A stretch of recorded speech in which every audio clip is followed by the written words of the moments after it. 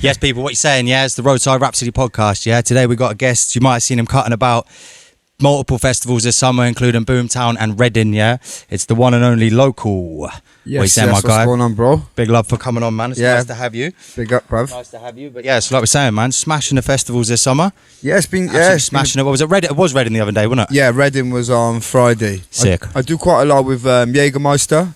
Yeah, I was gonna say that. I saw it. Yeah, how gas you when they give you the little bottle with your name on it. Yeah, bruv. No, it's the proper bottle. Oh, is it big? Yeah, yeah. yeah. So it looked miniature for some reason. I got like I got about 20 of them in the house. My missus kicks off, man. Swear down. Every festival I bring home a new bottle, new Jaeger bottle. Yeah, that's sick. So I need to start finding a place to put them all because they're just in the kitchen where everything else. So how many bookings you done with Jägermeister then?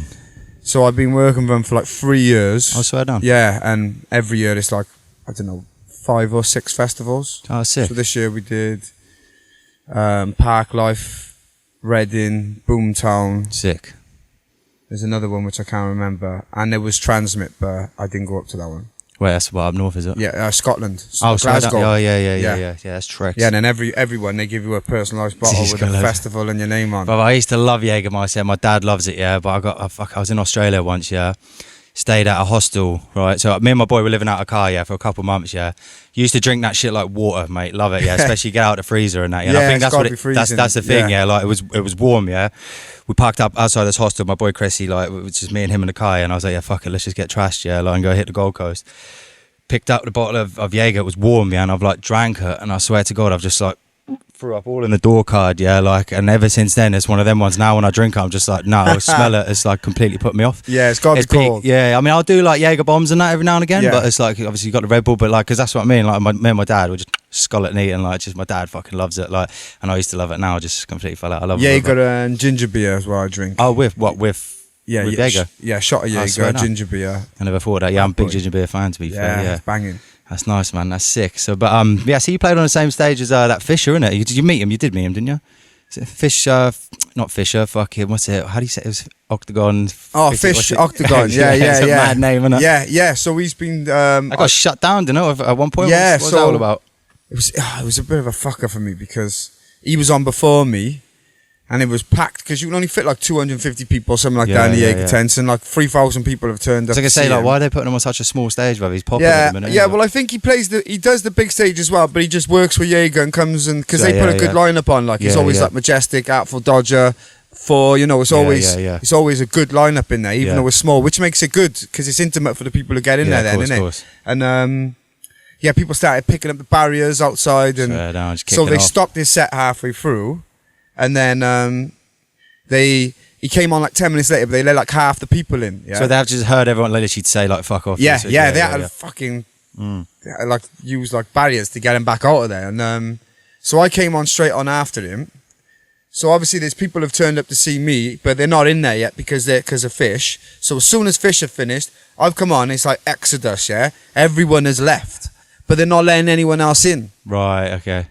Like that's fucking. So until they've sorted all the barriers out. So for the first 10 minutes of my set in Reading, they wasn't letting anyone in. They just saw they kept like 10 people stage, yeah. Swear down. But I had I had a nice queue of people waiting to come and watch the set. Yeah. So like 10 minutes later they opened it. So we do an hour. No, half hour I do. Only half hour. Yeah. It's a bit fucking mug off, isn't it? So by the time everyone was in, I only had like 15 minutes of my set left, and Fish played like 6-7 minutes over his time. Oh, and that cuts into yours, doesn't it? Yeah, so it kind of cut. So it was all a bit madness in Reading. I still enjoyed it. It was still a good time, but I think it was health and safety, and once it starts, this is what it is, isn't it? Like they got to fucking take the. And I was on like the back foot there, even though when it was full, I still weren't like in the mode. Yeah, you know what I mean? Yeah, I'm with you. But yeah, it was still good. Still good. It looked good, yeah. Like from the clips you put up and that. Because I do my set. I put my set together on Ableton. I do before I go to a festival. What do you mean? Oh, what you like? Do you don't go with a DJ, you mean? Or no. So if obviously if I'm paired with a DJ, the DJ does their thing. But when I'm booked as local in these festivals, I put my set together on Ableton. I mix it on Ableton. Nice. I put lyrics over like big beats. Like instead of doing the songs, I do a few of my songs, but instead of doing the songs, I put my lyrics over over different beats and mix them together. Yeah. So it's like I usually get one of the boys to stand there then, and just press play, so it looks like I brought a DJ. Yeah, just give the illusion of that. So when things like that happen and I start late, it's not as if I can say, right, let's just cut to this song. Which really I should just take them songs individually as well in case that happens. Just get onto this, bro. This is literally what I was just explaining to you a second ago. Loopy Pro, So like I say, so this for that it's probably perfect, because it's like everything's just queued here. I could literally just bang whatever. It's like it's not mixed. That's the only thing like which I did want to sort of get my head around eventually, is to try and work out how I can incorporate, because you can get all sorts of hardware with it, as you can see. How I can get like decks involved with it. But I mean, it leaves the gap for applause, I guess. And then when you stop a track, people are like, do you know what I mean? Okay, the next one's, do you know what I mean? It's that sort of vibe, isn't it? But so do you have to make it on there to be one of them loops, or can you input MP3 into this? Yeah, so these are all MP3s, or WAVs, to be fair. That I've produced, created, put on there, and like I say, all these donuts here, that's for looping if I want to do loops live in the cut, and it's all sort of synced in. Even I haven't actually done it yet, but I can if I want, because it's all in sync. Like you see, if I press play, hold on, if I turn that off for a sec. If I just press play there, you'll see that's looping round. That's like timing. So I can even do loops over the drum and bass thing. Okay. So if I want to do like a little vote, and then I can loop that round, and I can like build on top of that. Still loads of creative stuff you can do with it. I just haven't like really fully explored it. There's stupid amounts, endless amounts of things you can do on here. Because like, when you get like plugins for Logic and stuff like that, iPad's got its own version. They're called AUV freeze. So like all the fab filters and stuff, like where you'll pay hundreds for on a Mac, only cost like, do you know what I mean? You can get them for 20 quid on here, like because of the processing of it, like the coding of it is so much easier. So you could literally this app, bro, was made by some geezer in his bedroom in Australia. Just one man just made this app, and it's like game changing. It's sick, proper sick. I mean, I'm doing a podcast out of it because I thought about it, because it's now recording everything, like all the different tracks. So it's like, see how it's like a mixer there. So you got all your different colors. It's all color coordinated. So everything that's green, as you can see, green is on its own track, and then you got all the vocals and stuff, and it just it's and your EQ and all that from in there as well. So I can it's all this is why, like, when people, like, I've only just started playing live, people are like, right, it sounds really good, because I needed to sound absolutely like the finished track, like pre-production as opposed to post-production.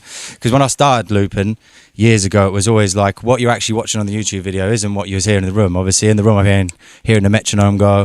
It's not like EQ, so the bass guitar sounds whack. I didn't have any pedals for it, so then a lot of it was post-production to make it sound like a proper track. See what I'm saying? So I couldn't play that live, it would sound dead. But now I've got it to the point where it's like I don't really even have to mix down. All I do is just sort of tweak it and maybe take out some mistakes. And your plugins can be on as you play live as well. It's all in the cut, bro. Like, got delay right there. Just, I mean, I haven't got really many, but it's so I got like high pass, low pass filter. That's for the actual tracks. What I'll do is I usually like starting the podcast, performing my next upcoming single, So I'm gonna play it to you. It's a drum and bass piece. It's actually a remix of a song called Lullaby that I've already got out. There's 2 drops on it. If you want on the second drop, I'll show you. So listen to the first drop, see if you feel it on the second drop. If you want to drop a little bar, man, feel free. Yeah, man, let's go for it. Yeah, let's have a little listen, G. I'll show you. See, like with all the effects. Where we going? 86.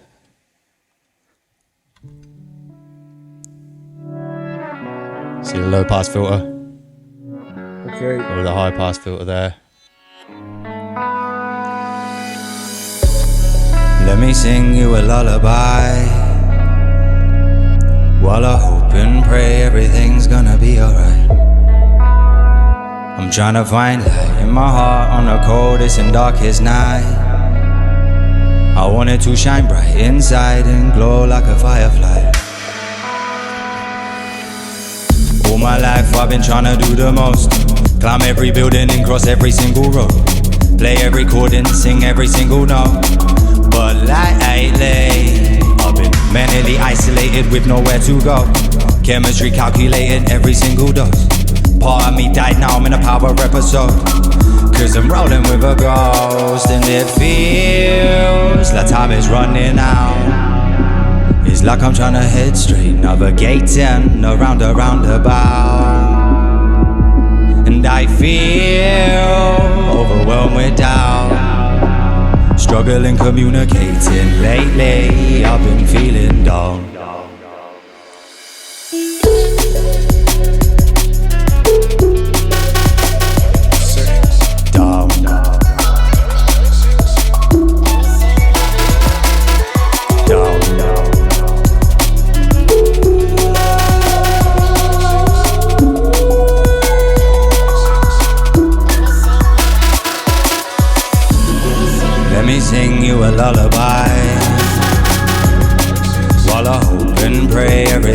gonna be alright. I swear it's mad, I'm so damn tired all the time. Sleeping too much, then still waking up with the darkest eyes. I try my best to catch a vibe. I link my guys and keep my dark side disguised. Hold back the cries, try keeping my eyes dry, but it's made me stronger every time I've cried. I can't seem to find a way to vent, so I just write another line. Cross all the T's and then I'm dotting all the I's. Mix the crystal with the shine and I'm turning off the lights. Sit in the darkness while I sing this lullaby, and it feels like time is running out. It's like I'm trying to head straight, navigating around a roundabout.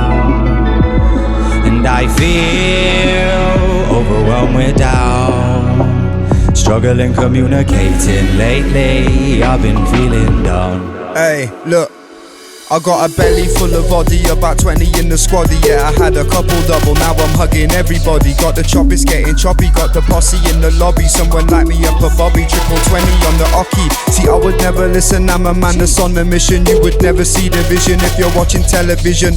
Coming with me Friday, then get ready, it's a big one. And she told me that she don't need no permission. Winning. Let me sing you a lullaby. Hey, hey. While I hope and pray everything's gonna be alright. Gonna be alright. I swear it's mad, I'm so damn tired all the time.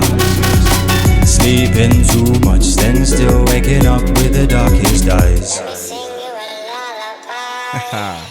So it is. Safe fella. It's cool, isn't it? Like, Yeah. it's got, I mean, like I say, the possibilities are endless, isn't it? Like, Yeah, I'm really bro. just sort of like very basic with it at the minute. Like I said, there's fucking so many buttons you can assign. Like, you can have multiple like MIDI devices, all sorts of stuff. Like I say, it's designed for. So this, like, when you see other people's Loopy Pro projects and that, it's like, it's mind-boggling. There's so much you can do. You can like programs to do like this, to do that, and like just like it's endless, bro. It's very, very techie, very good stuff. But like I say, if you're just like, you know what I mean, like say I'm recording a podcast out of it, like the files aren't massive, like, but yeah, like for playing live, it's very sick. So I mean, I have a feeling a lot more people are going to use it if this podcast starts doing well, because I talk about it every. That's the thing. Like everyone's going to be asking, oh, what's, you know what I mean? It's always like every episode, pretty much, sort of diving into it. With the van, you've got three of them. You can knock them doors open and just have a nice view and just create something, man. That's it, mate. That's it. So I want to start doing that more. I was talking about getting a lot of marketing stuff. Because the things I want to get bands involved as well. Yeah. Got a few mates that are in bands, and like I love bands as well. Do you know what I mean? So, but it's like kind of now they've got these stands, like, oh, these mic stands. Shout out J3, by the way, for sorting me out these. Yeah, it's a bit, bruv. You could probably get one more person in there comfortably. I mean, I've had 5 people in there just like on a chilled one, yeah, and like it's all right, man. You can fit 5 people and they all watch a bit of TV and that's calm. But when it comes to like perform, it's just fucking cramped, and you get one more person, I reckon. But yeah, so it's not always going to be confined to the van. But as it stands now, it's sort of, you know what I mean? I say it's just the freedom of the wheels, you know what I mean? Like obviously right now we're in Cardiff. Shout out Cardiff, stand up. Yeah, man. So yeah, it's just like, just getting about, man. Like looking forward to it, really. Looking forward to it. But yeah, so I want to know a bit more about you, dive in a bit. Like one question I had was sort of like, what's the, what was like the evolution, or what sort of led you, like where did you start? What's the sort of, you know what I mean, when you first started, what sort of genres were you doing? What year was it? Do you know, like, so what was the evolution that's brought you to the current local today? Like, well, I was a big rap fan as a kid, and I always used to American rap sort of. Yeah, like Eminem and Dr. Dre, standard, like, you know, standard 50. Yeah, and I used to just print the lyrics off in school before I even started writing lyrics, because I wanted to learn. Yeah, so I like to learn everyone's lyrics. So we're talking like high school times, yeah? Yeah, like 2002, 2003. Nice. Back in the Jurassic ages. The Jurassic, yeah, that's not. That's calm. And when it, you know, when the CDs would come with the lyrics sometimes, innit? But if it didn't, you'd have to go on A to Z lyrics and find the lyrics. Yeah. And then my friend Nico showed me Sidewinder tapes of like all like Roll Deep and whoever on the stage, and I went really into it at first, and then the youth club bought a set of decks, and they used to buy vinyl, and we used to. There was a boy in there could DJ. What was he spinning? He was spinning, so he was playing garage and grime. So I just sped my rap lyrics up. Yeah. Because I started writing rap to like Eminem like style beats. 90 BPM. Yeah. And I'd sped them up. And everyone, like, you know, I was shit, but everyone said it was good. Do you know what I mean? And then I just stuck at it, and I've just met the right people, and so then we had a little crew called Foundation Crew. My mate Cluedo, he had the decks. He was a sick DJ. He used to have all the vinyl. He'd drive to London every week for the vinyl, and it's like a competition, isn't it? When you're passing the mic round, so you'd always want to be the best. Of course, even in your own gang, like, you know. So definitely. Yeah, I just stuck it in, and then I went to Malia then. Started hosting 2008. So 2008 was that? Yeah. Okay, so you've been going there for a minute, haven't you? Yeah. I did like 10 summers there. Sick. So the first summer, it was like fucking start at 10, finish at 5, on the mic all night for like €25. Really? Yeah. What about accommodation and flights and all that? Is that all covered or? Nah, so we paid, but it weren't too much. We paid like $180 a month each for an apartment. Be no aircon or anything like that. But Six is the vibe, though, isn't it? Do you know what I mean? Yeah, of course, man, of course. We was all happy. So really, them ages, you're paying more money just to go, just party anyway, exactly. like on the holiday. So it's like you're going there to actually get, at least you're blessed with a stage. Do you know what I mean? Yeah, and that kind of taught me how to host. Yeah. And then I was getting hosting work then at home. Sick. Because it looks like when you're abroad working, it looks like you're doing wicked things anyway. Do you know what I mean? Because people come on holiday and you're the guy kind of in charge. You know what I mean? And it just looks good from the outside perspective. And then things. I always made songs anyway. I was always in the studio making tunes. And what was that sort of grime? Grime. Or just grime. Mainly grime. Yeah. And then I managed to get unloaded the mics. Yeah. So what year was that? 2013, I want to say. Or was it? I can't remember. I couldn't even tell you, bro. I think Lord of the Mic 3 was when I was in year. So it would have been like 2011. Don't quote me on it, but it would have been a couple of years after that, wouldn't it? Yeah, because it went to like number 3 and then it stopped for a few years. Yeah. And then must have been 2014, maybe. Because the first one I was on was the headline P Money and Big H. So that one, yeah. So I was in college them times there. So I think that was 7 years ago. 2013. That would have been 14. No, I think it was later than that. Was it? So 7. I could have sworn I was watching that when I was in college. I might be wrong, mate. Do you know what I mean? It's been a bit fuzzy the last 10 years. I'll be real. Like 6. But yeah, that's sick. 2014. Oh yeah. I thought it was. Yeah. Yeah. So how long goes that? Fucking 10 years. Yeah, 10 years ago. Yeah. It goes so quick, doesn't it? Like I feel like yesterday, doesn't it? It's mad. And then I made the tune with JK. Some good things have happened in between that, but like the points which like really took things to where I am now was chat then with JK. Then went back on Lord of the Mics, Clash Doris. No, actually Clash Doris before that. Then chat with JK came out, and then Absolute came out, and I just became a drum and bass MC then. Because chat's like what would you class it as garage? What would you? Yeah, garage. Yeah. And it was good because it got like playlisted on Radio 1 and it's banger. Yeah, it was on like twice a day for a month or two. Yeah, sick. We even had the video of Sonia off. You've ever seen that video? Yeah, I've seen the video. Yeah, that's a classic. That's one of the headlines of my career, bro. Sonia skanking out to my lyrics. Yeah, that is mad, isn't it?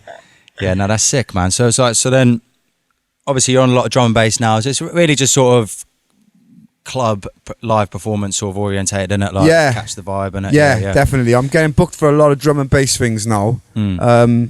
It's a big market for it, and that's the thing. I think that's kind of why it's not the only reason I've jumped drum, but I'm fucking always loved drum and bass. Yeah, it's not like I've jumped shit from everything. But I was saying to J3 yesterday, it's like, do I really want to be jumping on stage doing 140 tunes, like depressing about my mental health? It's like, no, not really, bro. I want to catch a vibe, and I want people to catch a vibe. So it's like, that's why I was sort of positive and just trying to. I mean, that tune I just played, to be fair, is a little bit like lyric wise on the depressing side, I guess. But it's a nice tune. It's nice on the ears. It's man. nice, yeah. It's just dance. I want people to dance. I want to have a wiggle. I don't want people to just sit there. Like, I want to, because I'm like that when I go like Boomtown or any sort of festival and I watch it, and I'm, you know what I mean. I'll go see. So like a good example was Frankie Stu and Harvey Gunn.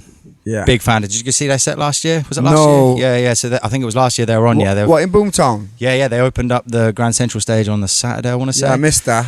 So it was like I went there and it's just like it's sick. I'm a big fan of theirs. Yeah, but it's like.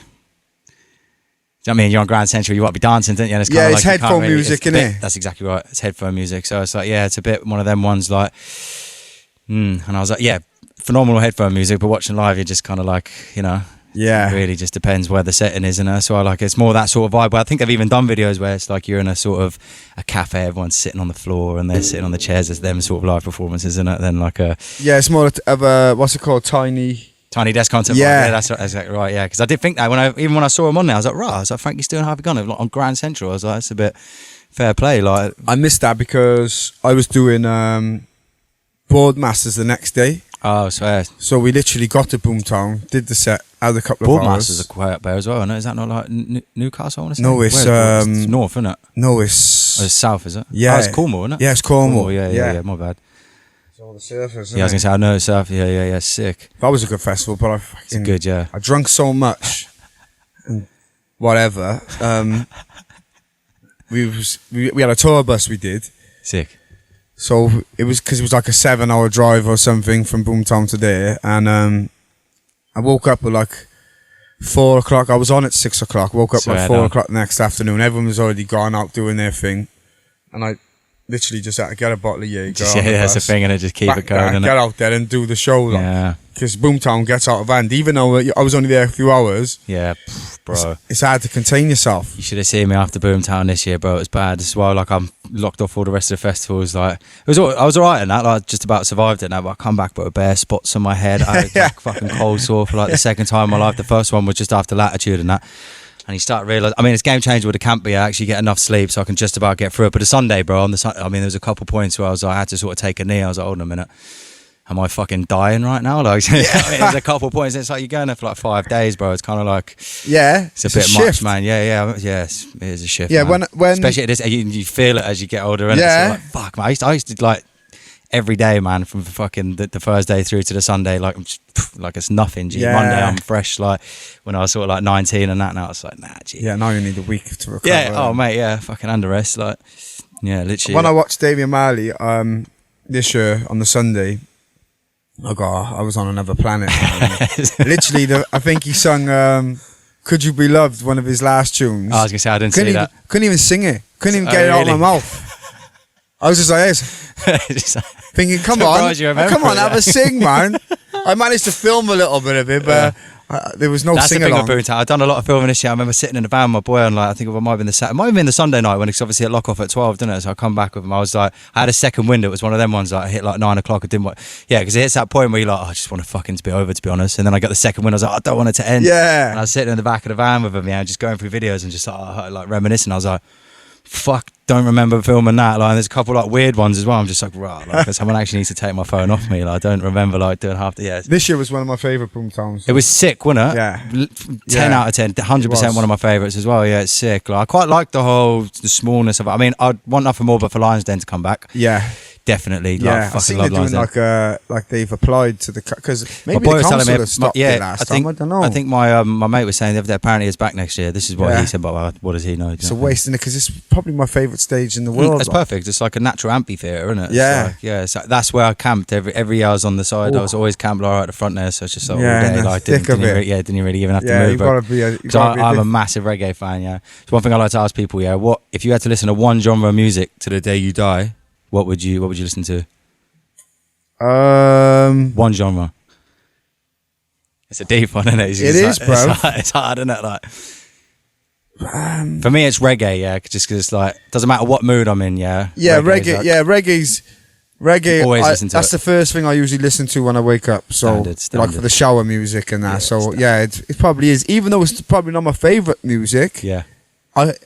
It would never send me insane. So that's what I'm saying. You can't listen to drum and bass all day long, can you? Like, if you're trying to chill, you can't put drum and bass. Like, but reggae is like, there's just so many good, like this. I've been listening to the band lately, Jungle. You know them? Can't say they sing Back on 74. You'll know, bro. They're like rings a bell. What, they old school band? Nah, they've only been around a few years, but everything's instruments and it's just like, I went and watched them in Glastonbury. They're unbelievable. What's their biggest hit? I feel like I've heard of them. Is that not they like sort of chart? I think their new one, Back on 74. They got one called Casio. Yeah, I can't think, to be fair.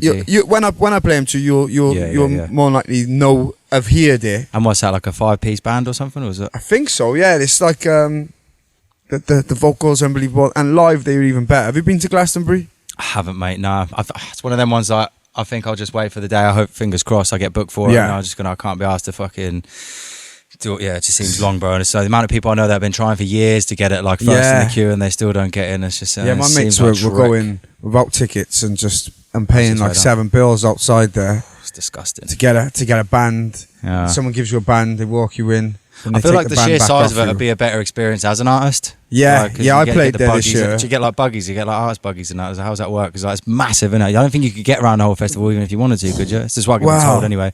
I see it from an aerial, like, do you know what I mean? From like a drone shot on the side. It looks ridiculous, mate. It's huge.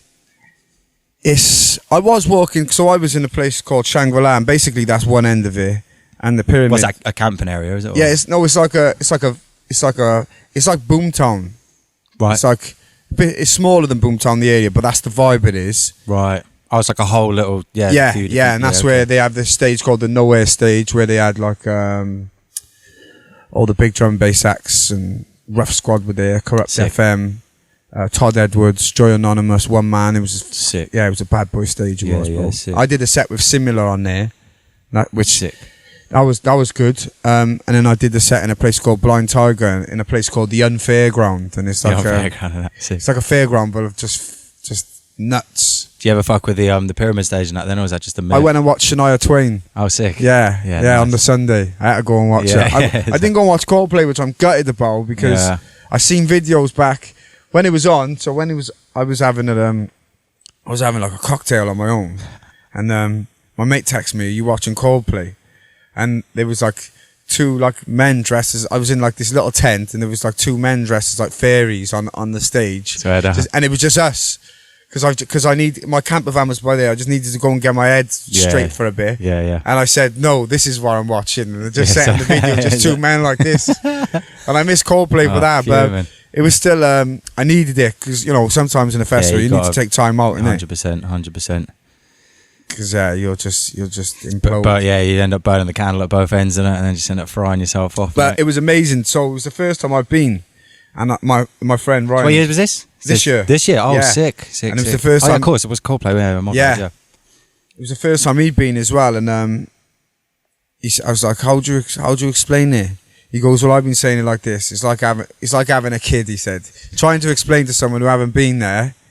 Right, about what you're having your first baby's like. That's like Boomtown though, isn't it? Like, Boomtown's like, it's not a festival. People must get sick of people who haven't been there. When people talk about it, they must be like, oh yeah, whatever. Do you know what I mean? Like, I remember the first time I went Boomtown, I come home like this, mate. Just like a piece of my heart was left there. I was like, rah, like every year till I die, I'm going there, whether I'm booked or not, mate. Like, trust me, has to be done. People there. Yeah, that's it, mate. It's just but I definitely would do want to check out Glastonbury one day, man. It'd be sick. That's why it's kind of one of them ones. I'm at the age, like I say, I've been a punter for years. I go like festivals every year. I think like when I first started going to them, I was going to one every weekend. I'd be hitting 8-10 festivals like when I was younger and that. Love them, but it's like it's getting to that point now where it's like obviously your body can't really keep up, and it is also like I want to be on the stage now at this point. So that's why it's like, so I'm looking at it just like, it's time to stop being a punter and actually do something while I stop fucking around, messing around on the weekends and that, and actually just. It's hard sometimes when you see the lineup and think, oh, that's a bit of me. Yeah, it is. It's one of them ones. That's Boomtown. Will always do. I mean, I only went Latitude, I think, this year, just because it's local. It's always get cheap tickets, that sort of vibe. You Norwich? You live by Norwich? Lowest off at the minute. Yeah, it's pretty much. It's the most east you can go. So we do Sundown there as well. Oh, you do Sundown? Were you doing that this year? No, I'm not. I've done it the last 2 years, but I'm not doing it this year. Yeah, I mean, it's one of them ones. Sundown is another thing because it's local. Yeah, we'd hit it every year, but it's like definitely outgrowing that. Yeah, last time we went. I went with MTD actually. It was me, MTD, my mate Brandon, and my ex-missus, and we actually went to a festival called Paradise Gardens, which was just down the road. Okay, I've heard of that. Yeah, it's like a weed-related festival and that. Yeah. Went because I think Traumatic was headlining it. Yeah, so it was only like small. We got there and it was just like for hours, like the organisation, the music. I think we saw one band. It sounded whack with the sound system and that, and then there was like a long break. There was like no music on. We were sitting there for ages. Just like, what the fuck? I think everyone's just stoned, bro. It was that sort of vibe. To the point where it was like, fuck this, we've dipped. We're like, let's just get Sundown tickets because that was on, Gone to Sundown and we're just like, fuck, man. It was, I don't know. I think it was that sort of 16-year-old vibe, and it just really. Yeah, that's how Reading felt.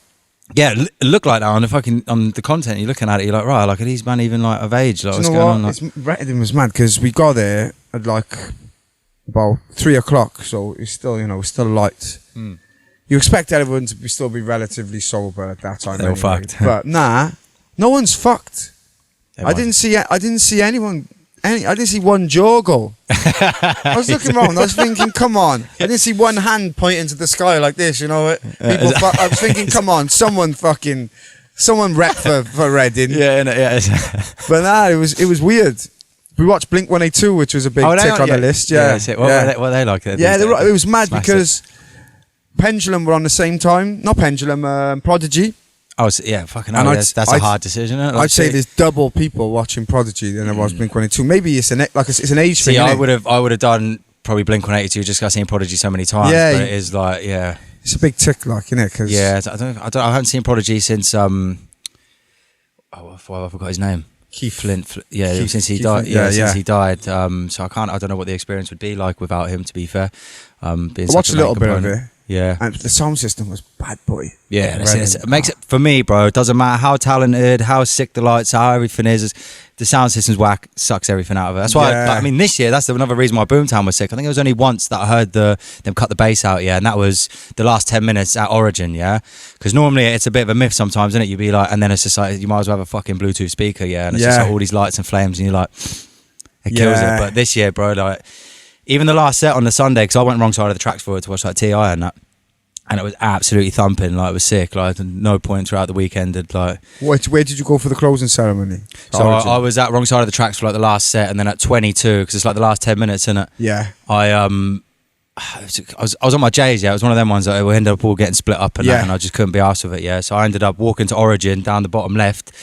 And then like I said, I was like, sounds a bit whack. I was like, I'll go Grand Central. And then I was walking back, and then it started, and I'd like turn around. So I sort of stayed between and was just sort of like watching like a bit of both of them. Yeah. So I was like, yeah, but it was a good closing ceremony on that, man. Like, I was going to be emotional, man. Yeah, it's a bit shit when it's over, isn't it? Like, I just get pissed off because obviously I'm at the camper van bit, yeah. Then when they lock off the stairs, bro, and I'm like, for fuck's sake, you got to walk all the way around, bro. Oh, true, like, you're up the stairs, isn't it? So yeah, the artist areas, like, you know, Tangle Roots. It's like over the other side of there. It's like it's like down the hill there, round the corner. Oh, it'd be by the crew area, would it? Yeah. Oh, is that the artist area would be? So you basically camped in crew, is that right? Or? I'm guessing so. Yeah. I don't know. But I don't know. I did because on the Monday I told my boy, he lives in Milton Keynes. I was like, look, I'm in no hurry to get anywhere. Yeah, like I'm not. Like we're chilling for the day, yeah. To the point, where's the last camper van there, yeah? And it's like 2 o'clock. They're like, look, you need to leave. We're like, sorry, our battery's dead. We're just waiting for our boy to come with the jump cables to sort us out. And then it got to the point, like, we're starting to attract more high vizies and that. They're like, oh, you guys sorted yet? We'll come give you a hand. We were like, oh yeah, no, he's now coming. And just quickly started the whip and dipped. But then I was like, one of my mates was camping in crew. So we're part of. Did you go check the Odyssey rig on the Thursday? No, I got it Friday. Oh yeah, you got it. Yeah. Absolutely went off, yeah. But like they're all sort of camped with the Oddie boys, gone down there. And then just end up chilling with them, carried on getting on it all day Monday with them. And then I met a couple of boys that were like, they left their tools at Origin stage. And I was like, yeah, I'll give you a lift there. So we were mooching about it. I was going to go loot and tents and that. I was like, what's the point? Like, there's going to be nothing in it sort of thing.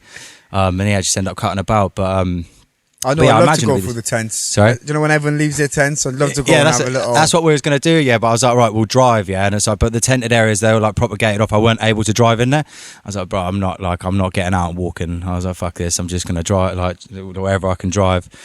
Went around Origin and that, like, my boy said, he's like, yeah, you're supposed to have high vis in here and that. And I was like, I don't think anyone gives a fuck. It's the end of the festival and that. So I was like climbing on the stage and that, getting where the decks are and that. I did Origin last year. Yeah, fuck. Yeah. I was there. Oh, and was you? Yeah. I remember I was, big up for that, yeah. Because I remember I was sitting there, yeah, and like, obviously I'm fucking seeing 2 of you, yeah, and I'm like, is that local? I was like, that's local. I was like, no dressed as a fucking post box. Yeah, who was the DJ? Alchemist, yeah. So I remember I was gassed for you, yeah, because I was like, yeah, no way, as if he's on fucking Origin. That's heavy. Well, I phoned him. You was on Grand Central. Was that the year before or the year before? No, that? I am done it. Swayed on Grand Central with FernQuest, and it was on the lineup, wasn't it? Was it Grand Central? You've done a set there with FernQuest. My memory might be terrible, but you definitely done a set there with FernQuest. Am I right? Yeah, we've done sets there. Grand Central, no? Nah. Oh, right, my bad. No, I haven't been up there.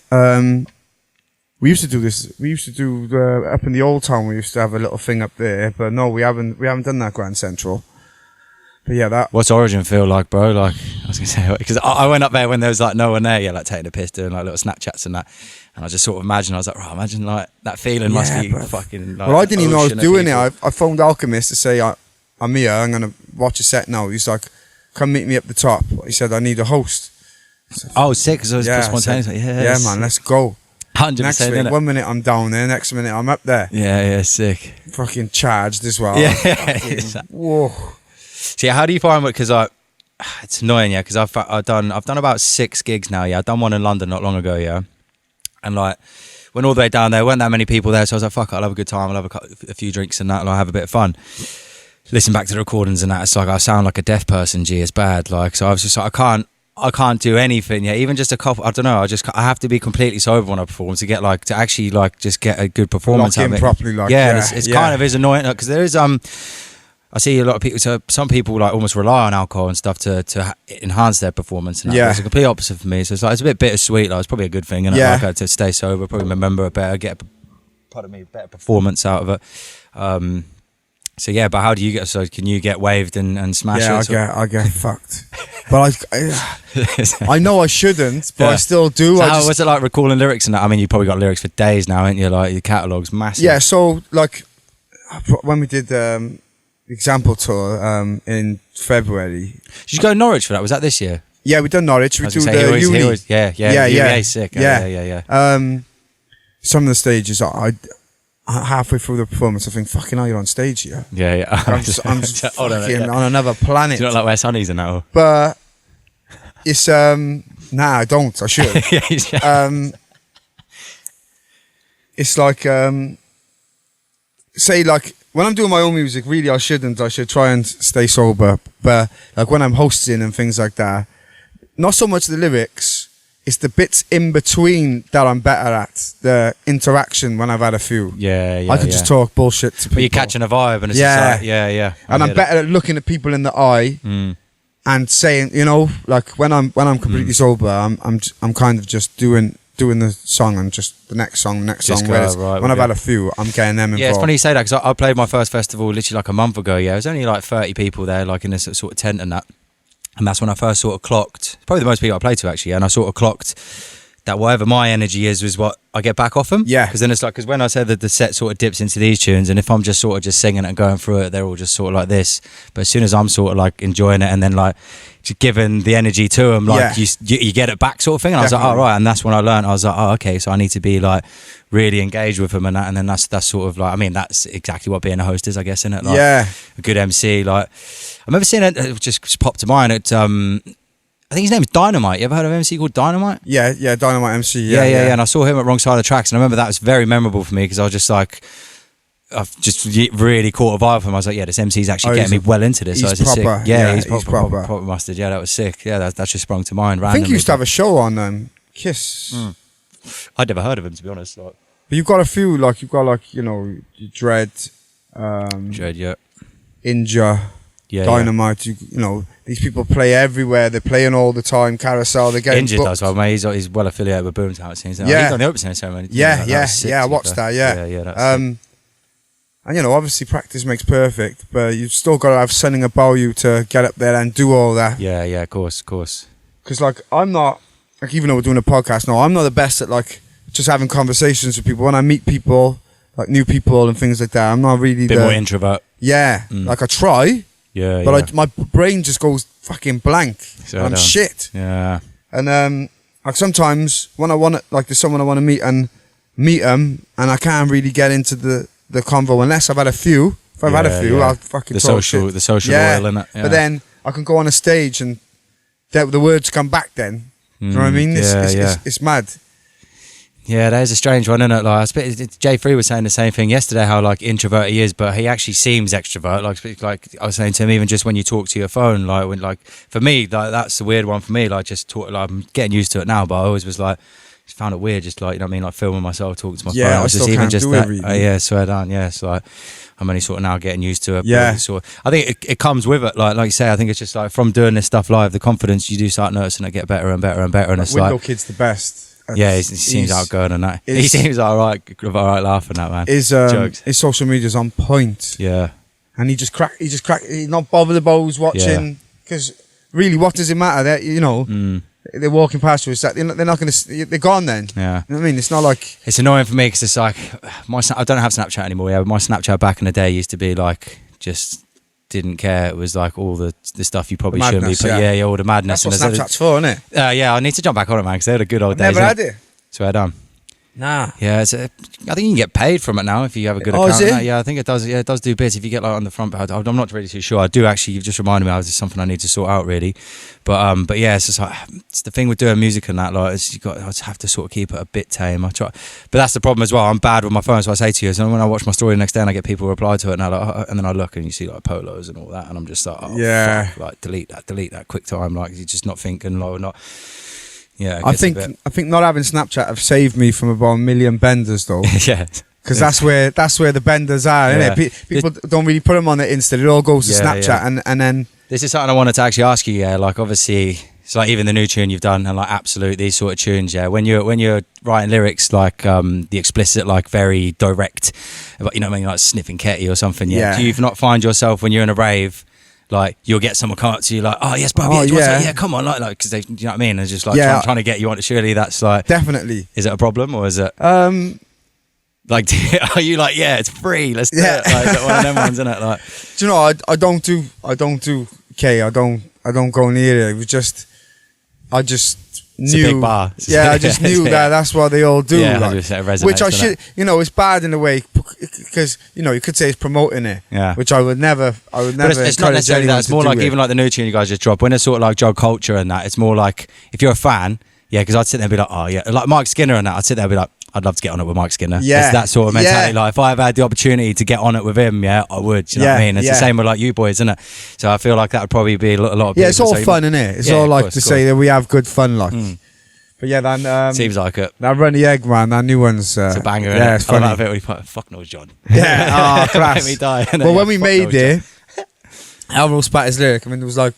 So I say fuck nose John in that because it was a perfect gap. Yeah, fuck nose John. He just went in the booth and went fuck nose John. Yeah, that made me and die. That was off the cuff for the video as well. He said, "Oh, shall I just pop up?" He said, "Yeah, let's do that." That made me die. That does, man. Because, like again, it's a bit stupid, but me going down with the notes and then Alvaro coming up with it. Were you boys actually all just there, or was it a cutscene, or was it like you done yours? So yeah, I go. So that we kept the camera same place, put something on the floor. I got the thing, went down. And then he came back up. And he was literally there. Like, yeah. You done yours cut. Yeah, did mine cut. And then he went and stood there. Yeah. So I put that video on TikTok and they took it off. Swear down. Yeah. Yeah, it's a bit, which is understandable because, you know, it looks like fucking buffing. But yes. Yeah, it's quite like... there's no drugs in the scene. No, of course not. But it's still maybe like it's a thing, bro. Like I would love to make music like that. Like I've always said it. Like sometimes I write bars like that, and it'll just be like between me and the boys and that, But it's just like I don't know, man.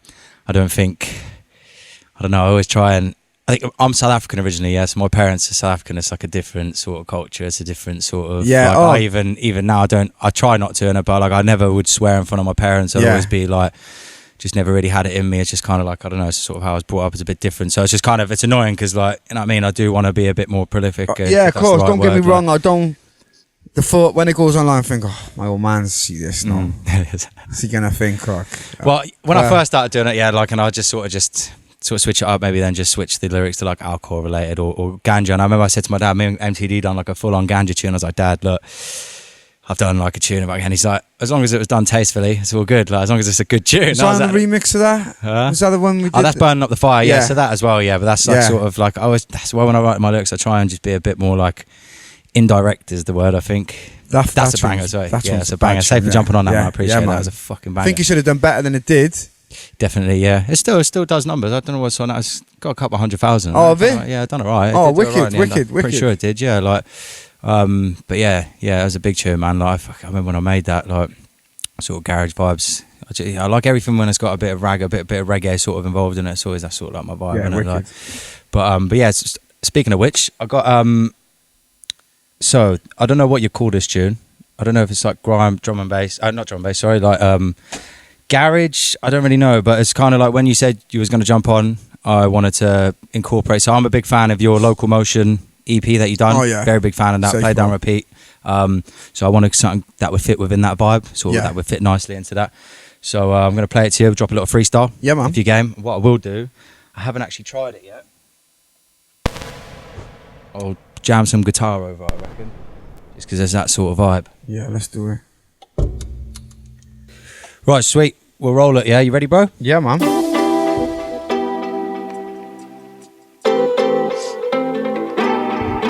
Hey.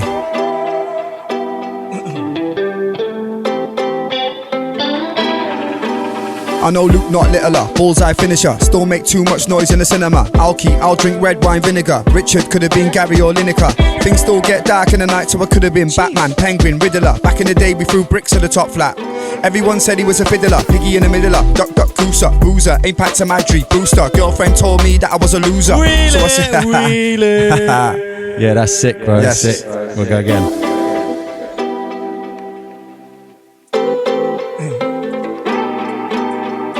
It's mad because I use this bar, like, yeah, I go through stages of using a bar, you know, like Grime used to use this them bars, you get me? Luke not littler, bullseye finisher. Still make too much noise in the cinema. I'll drink red wine vinegar. Richard could have been Gary or Lineker. Things still get dark in the night, so I could have been Batman, Penguin, Riddler. Back in the day we threw bricks at the top flat. Everyone said he was a fiddler, piggy in the middler. Duck, duck, gooser, boozer, 8 packs of Madry, booster. Girlfriend told me that I was a loser, so I said okay then play me in snooker. I got friends like Henry the Hoover, old school just like Thompson the Bruiser. I brought the creme, no soda, £25 in the Uber. Consumer, big screen chilling. Should've gone shop, the fridge needs filling. I was in 2016 chilling. Still talk shit in your kitchen, standard. See a few names got slandered and a few got backhanded. If you ring my phone and nobody answered, you know the thing just landed, standard. Still good on the pitch but I'm still no good on the switch, and that's why I get leery. Still get it in clean like fairy. CF3 I gotta shout out Carey. I just bought an E, don't dare me. Throw full fat at your head like how dare he. More lamb than Mary, mask on but you don't scare me, yeah, yeah, yeah. Nice one, kidder. Back in the day I was a BMX skidder. If you came to my headline show then you would've seen Window, JK, Bad Boy Chiller. This one a MJ Filler. Carry the weight, I'm like a 10-ton tipper. And if this ain't love, then why do it feel so good like Spiller? Rilla, see me on track, been doing it on PC and Mac. And if I can't get weed in the end, it means that I gotta go Ely and back. I still got a hat like Cax with a fringe, but I'm still out on a binge and your Instagram still makes me cringe. I'm not a D&B MC, why would you think I'm a D&B MC? I still go to a D&B rave and kill off your favourite D&B MC. I'm not a D&B MC, why would you think I'm a D&B MC? Still go to a D&B rave and kill off your D&B. Look, 2 a.m. in, yelling, blinding, effing. Just got drinks and blemming, ain't got smelling. Yo, who's selling? That's your boy, yeah, big man belling. Hey, CrossBreed, we hit their man on a 543. I've had about one key, now Windows telling me his life story. Not us, but I go right under. Wonder why I don't do leftovers. Been doing it since loafers, spitting with the oldest, and I had inline rollers. Hated school, man, but be goalers. Now I rub serious shoulders. I got friends that deliver cocaine, and I got friends that's delivering sofas. 5-yard box when the poachers, vultures, yeah man, a rude van this. Enough MCs wanna ring my phone, but I don't connect like a 2-man kiss. I used to love my rap, I was 2-pack that, I was Wu-Tang this, 100 real, 3-piece meal, unhealthy, I never done fruit and fish. This girl's blind to my love, ain't feeling my words like Braille. I wore my crocodile shoes, Biggie Jimmy got drunk and he broke your nail. Badmouth Pro will make a discount, and I ain't talking midsummer sale. Quick back shot on a female cop, it's the last time that I had feds on the tail. Lost control, I'm losing it, I want to drink and I better be boozing it. I want purple, screams and blues in it, it's my party, don't worry who's in it, I'm with the best ones. Gal, them chat, no questions, everybody high like Jetsons. If you ain't giving a good vibe, then trust me, I'll be giving directions. Check 2 and then we check once, you ain't gotta see me at the entrance. I'm never there on 9, but I'm there on time. Finish my drink, can't finish my sentence, but I don't stop where the sun come. That's my girl with a bum bum. What you know about rump of a pum pum? Oh my, oh my, oh my, goody goody gumdrops. Oh my, oh my, oh my, goody goody gumdrops. Oh my, oh my, oh my, goody goody gumdrops. Oh my, oh my, oh my, goody goody gumdrops.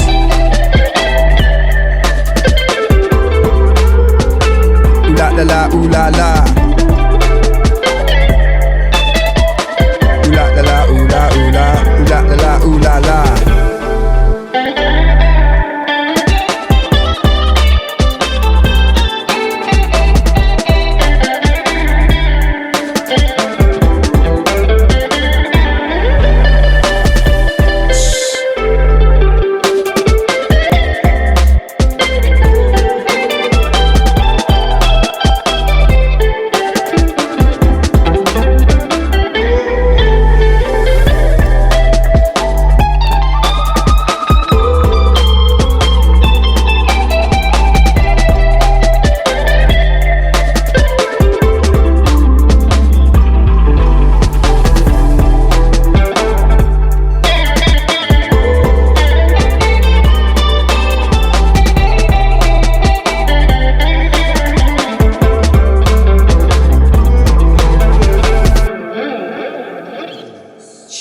nice. Hey, Class.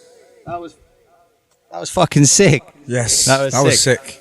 I could never get out of my head. I don't know. It's fun, bro. So I think this is like. This is what I want to bring to my live set, something a bit different. And like I was saying to you, like drum and bass and that. Like I think I'm the only person. I might be wrong, but I'm pretty sure I'm the only person out there doing a drum and bass set with guitar and that. Like people get gassed as well. That's like, do you know what I mean? As soon as I bring a guitar, people are like, "What the fuck is going on?" Like it spins their heads, bro. But I'm gonna send you that beat, bro. Yeah, please. That's yours, mate. That's hard. That sounds sick. But yeah, I had it in my head, innit? Because obviously I got the Burning Up the Fire a cappella and that like made it, and I was like, put it over, and I was like, yeah, definitely. That's a bit of you, that isn't it? Yeah. Very sick. Bro. Rate it, man. So what at the minute, what's sort of in the works then? What's the next sort of upcoming what's in the pipeline for you at the minute? You got any bigger projects coming up, or is it sort of just single by single? Yeah, it's just single by single at the moment, bro. I've had a like a kind of album there. It's been there for like 2.5 years now, which you get sick of it, gets a bit dated. Yeah, you end up. Yeah, I know the feeling. I still believe in it, but at the moment I'm just doing singles. Like I've got one out with a label called Pull Up in a couple of weeks. D&B. Yeah, D&B track. Nice. I've got a house tune out, my mate Lucas Alexander. Sick. If I like it, I'll just do it. 100%. Yeah, man. I think that like with the album stuff and that, I think that's sort of how, because I do the same thing, bro, and you just sort of get sick of it. But then I think that's the best as well, because when you then come back to it after not listening to it, that's when you realise, because there's been some tunes I listen to be like, oh, this actually clapped, or you're like, there's a banger, and that's when you know you're making timeless music. Definitely. So it's a pros and cons to it, and like I'm like that as well. I like these tunes, that Lullaby tune, bro. That's got to be, was well over a year old, maybe a bit longer. It's kind of like, it's just stuff just take, you know what I mean? Like I say, there's no rush. And if you're creative and you're making things all the time, things get forgotten about as well, 100%. And then you go back and think, oh, fucking hell, this is good. 100%. This is what I'm finding, because it's podcasts, I need bare beats and that, so I'm going through like just stuff that I don't even remember making. I'm like, right, did I even make this? Like, it's just like, I've got loads of stuff there, and it's just like, right, cool. It's just not enough hours in the day. That's the only problem at the minute, isn't it? So and there's no rules, but they would like you to take like 6 weeks in between releases. And that limits you then as well to while you're bringing out and picking things rightly. And not so much picking the song that you want to bring out, picking the song that you think is going to do the best for what's going on at the time. Yeah. That's the thing, because I think my original plan for this year was to sort of start dropping from January, like pretty much the set, And I said that the start of it's all like ragga and that, and it's just like I've kind of left it a bit too long, because I was trying to sort all this sort of stuff out, secure some coin for it and that, like I wanted a marketing budget, stuff like that. So it's kind of like, and then now it's the arse end of summer, and it's kind of like I dropped one of the ragga tunes the other day, and it was like the traction I'm getting off it, it's more kind of like I wanted to like build up to the bangers. Pretty much at the set, I was like, I'll get all the ones that aren't that great out. But then I've just realised, I'm like, fuck that. Like, and I'm just hit the ground with all the bangers and that. So that Lullaby tune, that's out on the 13th of September, Friday the 13th. I thought, how unlucky can it really be? Like, we'll soon find out, innit? It's all potluck as well, bro. Well, that's what I was going to ask you as well. Do you do, obviously with the 6-week thing, are you doing the submit to playlist and that? Have you been successful with that by any chance? So do you, if you get playlisted, from a submission, do you get notified? They say, you know what I mean? Yeah, you get emails. It literally says you've been playlisted because of your... Right, I would have thought so, They don't tell you why. They just say you've been added to this playlist, and they'll show you... But it does not say from your actual, like... No, it don't pitch, tell you whether it's from the pitch or not, no. Oh, okay. So... Because I've been playlisted, but it's only ever been like after it's sort of picked up algorithmically, and then I think they've then put it into certain playlists. But I've never been like on release they've been playlisted. Have you ever like on release? Yeah, a few times. Sick, So I always assume now, if it's not playlisted within the week, I think it's never getting playlisted. Yeah. Well, they said, I've read a stat the other day. I think it's like 75% of most streams come like up to a year after it's actually been released. Like, I think one of my most successful ones got like 1.5 million, and that took a year to get to 100,000. Then all of a sudden, when it hit 100,000, it just snowballed. It was strange, my newest release, I'm on like 400,000 monthly listeners, something like that. Yeah, sick. Congrats. And my newest release has been out about a month, and it's on 5,000 streams, bro. Yeah, sick. So we're just like, and the one before it. Yeah, it's nearly on 2 million. Yeah, so it's just that's literally what I was saying to Jay3 yesterday, because he get quite cut about the numbers and that. I'm like, you can't think about it, mate. Nah, keep going. But I said the same thing. I was like, my release I've just done now is getting like, it's not even hit 4,000 yet. Do you know what I mean? It's just like, but then you know what I mean? It's like, then you get millions and other ones. It is what it is, isn't it? It's just it's not like before. It's an algorithm of him, innit? It's not. It's a computer. Do you know what I mean? It's kind of like, it's just Before you could print 100 CDs and get rid of them 100 CDs in a day. Yeah. And make a couple of grand. Coin, innit? Yeah. It's fickle, innit? It's annoying, innit? Especially now this whole like, Because I put a little bit of money into the whole, what's it called, where you can put it up as like a banner and that. Yeah. I think I spent a few £100 on it, yeah, like 400 quid. And then what I'm getting out of it, I'm thinking, like as if Spotify's not mugging me off as it is, like, you know what I mean? And it's like now they're trying to find all these avenues, like even the Discovery Weekly, which you know where you can like submit it, but then they take a cut out of it and that's just like, no, like you're already paying us peanuts, mate. I know. Like, and then it's like not even, do you know what I mean? It's just like, yeah, cool, I got all the cost per click and that, but it's like, it's unless not really... it's unless I'm self-releasing now, I just use DistroKid. Unless I'm doing that, yeah, I use Distro. I just ask for a buyout now. For What do you mean? Like off labels, and if anyone wants to my verse, I don't care about the percentage. I say just fair down. Okay, just give me the X amount. And then, the verse, basically, and then they can do, and then they can whatever. Because I know whether it does good, you know, it's obviously does your head in a bit when it does well. I was going to say, has there ever been cases of that, like where you don't get what you could have got. So would you not rather the splits? No, you'd rather just take the coin and swear down. Because some of them don't do anything. Yeah.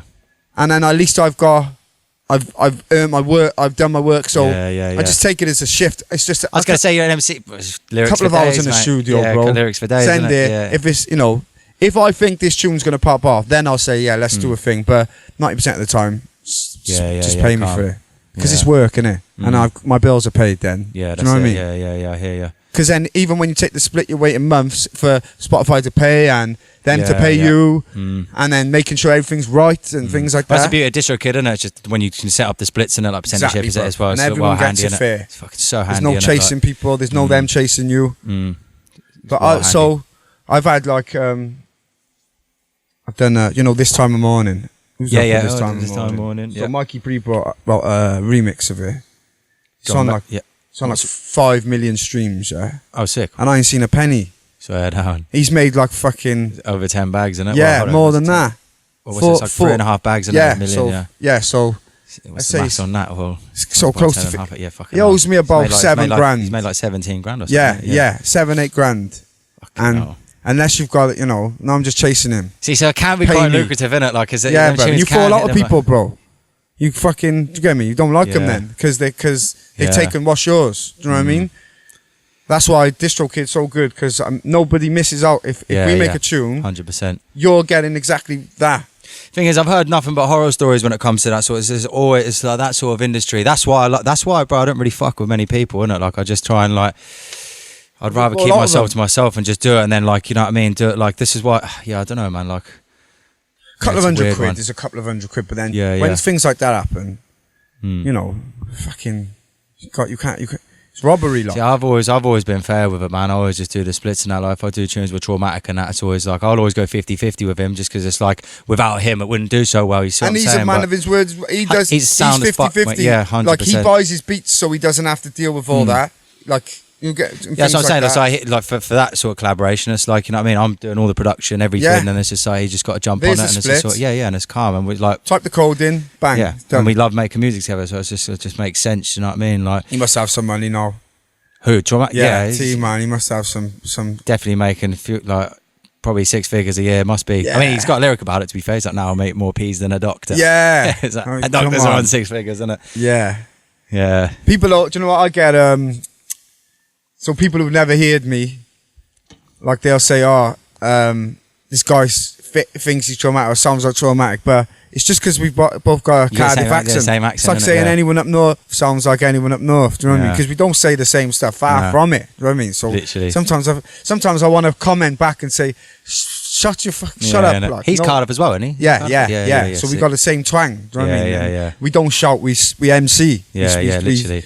That's one thing I want to ask you, because like I said to you when we was coming up here, how like just sound everyone from Wales, every MC from Wales I've met has always showed me love. Doesn't matter how big you are, where you are in the scene, like if they fuck with you, your music, like you've all been sound. Like, I mean, this is like the 3rd episode of the podcast. I don't even probably might get a couple hundred views, but you still come through for me, which I appreciate. So it's like, but sort of like the early days here, like what was the scene like back in the day, like, and how was, because what was the sort of earliest, where was the sort of turning point when like, you know what I mean, when it sort of, because I mean you had like Birmingham coming up and all this sort of stuff, because I mean Fernquest had a fire in the booth in what year? Because he was been about for 10 or 11. He's been about for a minute, like doing bits for Wales, isn't he? So where was like, at what point was it the turning point for Wales, where the scene sort of started shining light? Is it like sort of Traumatic and that, or was it?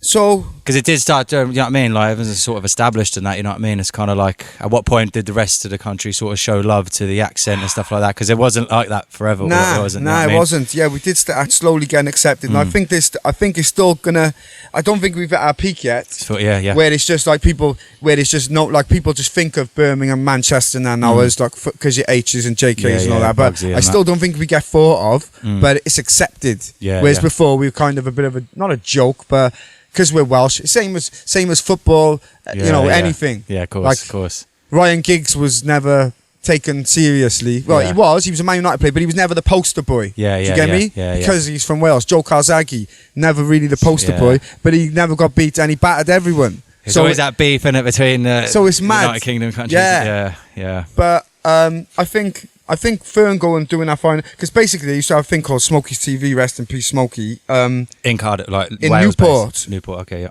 And they used to go and meet in a car park on a Friday night, and it was one of the first things on YouTube really to organically start getting hundreds of thousands of views. Okay, freestyles and that, yeah. Battles. Oh, sick, yeah. And Fern's known all over for that anyway. And then obviously the Fire in the Booth. And then Asteroid Boys. Do you know Asteroid Boys? So they were like rock grime. Okay. So like grunge sort of like but still with a grime edge to it. They were grime spitters, but they came with a band. And, sick. Yeah, sick. And their DJ was, or their producer was Duval. He's called now D19. He's killing it. He was called Del then, and they were doing Red in big stages, things like that. You know, and then you got like Flow Dem. They were the young boys from Newport. It was Mace. It was Mace the Great now. He was Mason, there was Antizzle. They did like it's actually it's a bigger scene than what I know, to be fair, because obviously I only like sort of, you know what I mean, the boys you spoke about earlier. Yeah, if all that happened at the same time, we'd have a scene, but from where things were all spread out over time, but slowly dots connected, you know, and and traumatic, and you know, I think I've helped with like doing like loads of mics and things like that. Definitely. And maybe when they see us, you're the only Welsh man that done that. Yeah. Elro. You know, like people don't realise that either. Do you know what I mean? Like that he is actually Welsh. He doesn't sound it, do he? Like, he's not really. Yeah, it's mad to be fair. He's an absolute legend. Do you know, he's one of the funniest people I've ever met. What, in person and that? I can imagine. Funny, and he had he used to drink a lot. I love his freestyles. I was like, I got a smell on my finger. That's lingering. It's the smell of the girl I've been fingering. Yeah, I've shagged every bird. I don't know what you've heard. And that used to be crack up back in the day. I've spent time with Elro, but he used to drink a lot, which, you know, we used to do stand-up comedy and things like that, which I found out the other day. Yeah. And then sick. When he stopped the drink, he had a bit of a year, or I can't tell you the exact time, but he had a while where he weren't really himself. But he's back to himself now. He still don't drink or do anything else, but he's active though. Yeah, he's back to himself. He's producing as well. His beats are sick. Yeah, he's very good. He's a good mixer. He's a good producer. And yeah, we went to do that Run the Egg video the other day. I was fucking hell. The car journey home was one of the funniest car journeys I've ever had. Bro. Crying my eyes out. He's so clever as well. That's sick. So, do you fuck with stand up? Have you? Have you ever done sets? No. He does. Yeah, he used to. I've never done it. I want to meet him, man. I've convinced I remember convincing my mate before I was going to do stand up on the Friday, saying, "Oh, come on, like Friday." But really, I was going to just do a show. But he was convinced on the way there that I was going there to do stand up. I'd love to do stand up one day. I'm a big fan, and that's why I even said I was like, I work on getting the stage present, the confidence of being on stage through the music, and then maybe just in between. You know what I mean? When I get some jokes in between songs and I bust a little joke and then keep it moving. Sort of if the vibe's right. And do you watch Kill Tony? Kill Tony? Nah. Oh, bro. You need to. You know Tony Hinchcliffe? No. Are you like a fan of the sort of American comedy circuit? Not really. I'm so like Joe Rogan and all that sort of vibe. You fans of any of that? No, I only watch Joe Rogan. I'm just looking at Tony Hinchcliffe. Tony Hinchcliffe, Kill Tony, bro. Listen, watch that. Yeah, it's like so the format of the show. It's a live podcast. Yeah, so it'll be like a panel. It'll be like Tony, and he'll get a couple of guests on, your comedians. Yeah, and the idea is that like you could go sign up. Yeah, you put your name in a bucket. Yeah, get a couple 100 sign-ups. Yeah, and they pull a name out of a bucket. Yeah, and if you get called, you got 1 minute to come on stage and crack some jokes. Yeah, you got a minute. So like, and then afterwards, bro. It's like, I mean, most of them might go on there like just not. Dumbasses, do you know what I mean? Yeah, and it's absolutely hilarious because then they'll sit there. You'll either be sick and he'll like pretty much sort you out. They give you shows. You get people have made like good careers off it, or you just get rinsed, mate. They'll just sit there and like they literally just rinse you. It's just like it's fucking hilarious. Kill Tony. Yeah, you gotta watch it, man. If you're into stand up, yeah. So I come out every Monday, bro. I'm hooked. Yeah, I'm on it. It is well funny, man. It's proper sick. I don't really fuck with American stuff. Even like I do watch like films and that now and then when there's one I really want to watch, but I'm like I love like British police dramas and that. I mean, swear down. Yeah, like Broadchurch, things like that. Yeah, okay, fair. Like old women stuff, really, bro. Like Line of Duty and stuff like that. Yeah, man, that's my you wouldn't expect that, yeah, that's sick. I love it, bro. I love it. Murder mysteries, British murder mysteries. Yeah, I love them. I was in one of them actually. I think it was actually in the States, yeah, because I done a lot of extras work, yeah, and I'd done one of them. Because I was with an agency, it was like extras, but it was like a smaller agency where they'd actually give me featured work. And it was for it was called Maine Murder Mystery. Yeah, you know, like Maine in America, like sort of. Yeah, M-A-N-E. Yeah, that's it. Yeah. It was like one of their murder stories where they do the reenactments.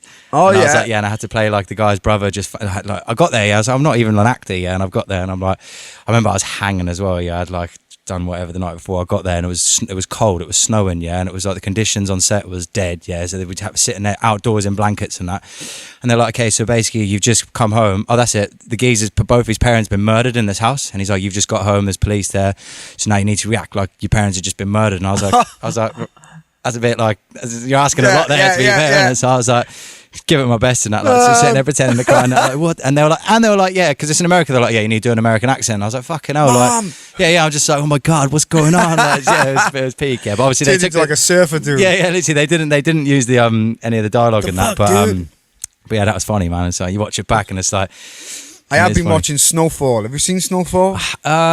Which one's that? Is that a series? Yeah. I can't say I have. Even though that's American, I'm just going back on everything What's I that said. about? Yeah. But when they first start selling, when they first discovered how to cook the coke into crack in LA in South Central. Put that a bit closer, G. It's what's his name? Damson Idris, I think his name is. A British actor, but he plays an American. Idris. Yeah. Idris Elba. No. Damson Idris. Can't say I've heard of him, G. You'll know. Did you watch Black Mirrors? Yeah. So watched about 90% of them probably. This kid. He was the one where what episode of Black Mirrors? He takes the Uber driver. Is that? Oh no, the Uber driver takes him hostage because he works for like a Facebook type thing, and he can't get into an account, and he takes him hostage. Yeah, I do. He's a real actor, man. But I typed Snowfall into YouTube yesterday because I wanted to find the scene, and it showed me the ending, bruv. Swear down. And it's 6 seasons, 10 episodes a season. Human. I was like, my belly turned. I thought, that's how it ends. For fuck's sake. That's why I can't watch all these, like what's it called, like Baby Reindeer, all that, because it's like before I've even thought about watching it, it's just like, you know what happens. It's like, it's but big on social media. That was. Is that actually worth a watch? Yeah, that was twisted, bro. Yeah. There's some moments in that series you think, what the fuck? Is it one of them ones as soon as you turn it on, like it does grip you, like sort of instantly? Yeah, it's well acted. It's it's well written. It's directed well. It's worth a watch, even though you've seen it all. Maybe watch episode 1 and decide whether you want to crack on. I'm kind of like generally comedy is my go-to, and because I like to just have a gig. You watch Brassic? Yeah, I always get told I look like the fucking guy in there. Oh, swear down. Yeah, I always thought he always reminds me of Azza for some reason, even with the dress sense and that. Like, that's funny, man. Fuck, that's funny. And I've watched it loads, but now they just put it on Netflix. I'm going through that again. Yeah.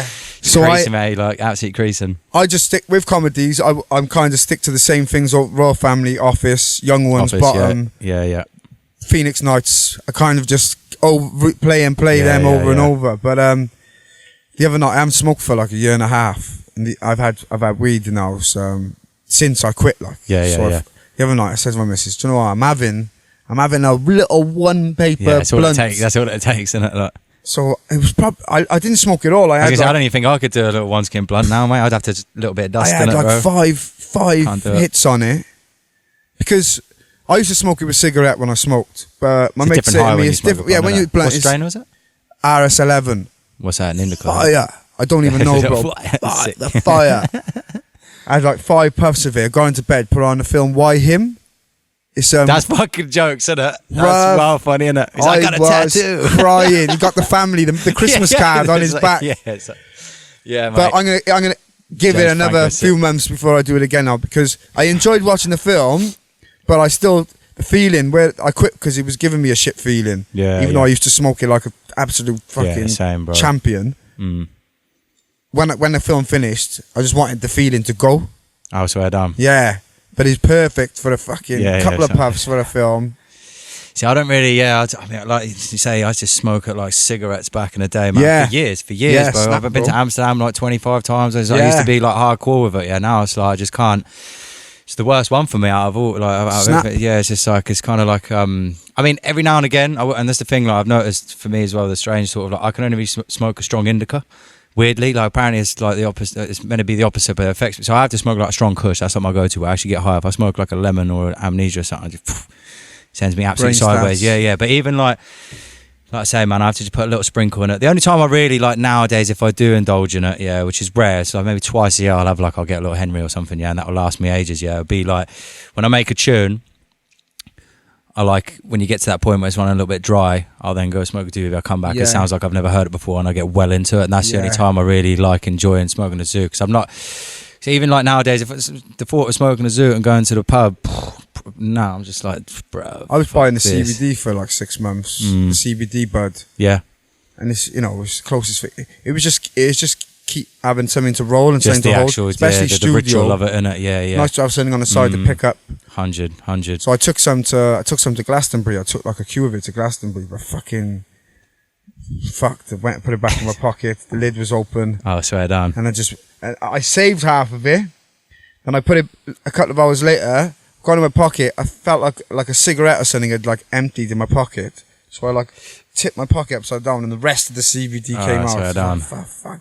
So I didn't even have a spliff for Damian Marley, because that's the only reason why I took it. I wanted the light setting when I'm watching him. Yeah, trust. Yeah, that's peak. That's peak, man. But I can't. Even see. I don't know, man. I want to go damn. Like last time I went down, I went a bit hardcore and that. Like just get absolutely off my head. I'm booked there in November. So I was sick. First time I've been since. Where you booked? What venue? It's for D&B All Stars. It is. Sound like Melquig or something. Where were they? I would imagine they'd have a half decent venue, wouldn't they? Zandam or something like the area. I think it's like 20 minutes. I was going to say that's out. It's Amsterdam, but it's out of the centre. Out of the centre, yeah. Because I think there's another club called Air out there. I don't know if that's still. But yeah, you got to get like taxis and shit. I'm just going to do the truffles, man. Oh, bro, I tell you what, like it's all. I done truffles in Dam a couple of years ago, when I went out of there with my now ex missus, and it's been it's a turning point, bro, because I used to love psychedelics. I done that, and it's like, bro, I swear to God, I was cycling. Strong, isn't he? Yeah, well, I've done them loads out there, like the strong one. It's like I've never found it as strong as like others. I mean, like shrooms or whatever. And I remember getting on a push bike. We push bike to this other thing, this other like sort of coffee shop.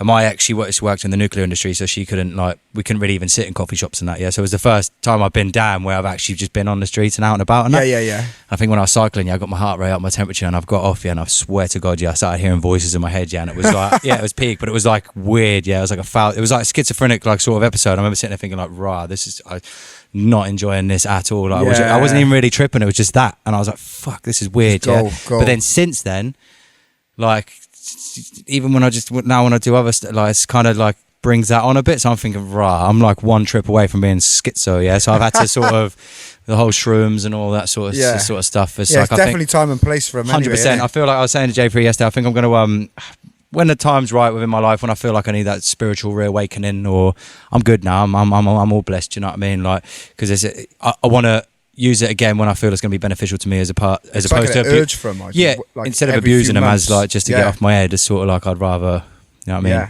Use when I know I need them, then my brain starts saying, "Come on, right, let's get some shrooms." And that I know when I'm coming up to the but I know I've never really done that, but I always know when I'm coming up to the point where I need a night to do them, which ain't very often. Yeah. But like once they get like after like say a year or 6 months or whatever, once I think I fancy having a go on them, and it's on my mind until I have a little go on them, only a gram or two. And just that's what you need. Just a gig, go for a walk. I was literally saying it yesterday. I'm not a handful guy. I'm just literally a couple of nuggies and just sort. I tell you what, last time I done it, like this, I think before I went down and that, I remember just overdoing a bit. I remember looking at my hands, and they were like this big, and I just sat there just laughing for ages, like, what is that? It's just tiny little hands. Go on. When I do them, I always end up in a situation I shouldn't be in as well. Like, what do you mean?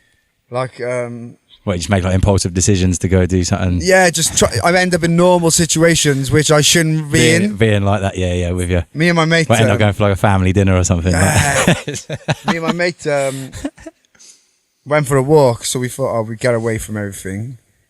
We ended up getting fucking chased by a horse. We were walking through this field, getting chased by a fucking horse. Lose my key. They'll fuck you up as well.